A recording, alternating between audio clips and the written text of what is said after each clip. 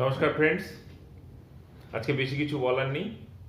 কারণ FII DI এর যদি অ্যাক্টিভিটি দেখা যায়, তাহলে এফআইআই ডিআই খুব কম পরিমাণে মার্কেটে বিক্রি করেছে, দুজনেই বিক্রি করেছে।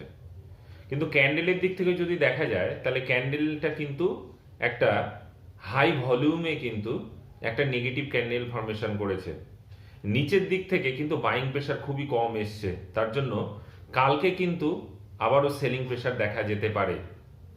তো যাই হোক, আমি ওয়ার্ন করে দিলাম।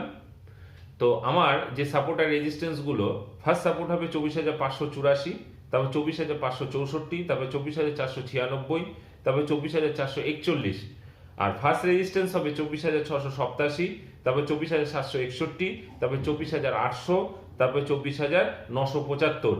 এই পয়েন্টগুলো মার্ক করুন এবং কালকে নিফটি 50-তে পার্টিসিপেট করুন।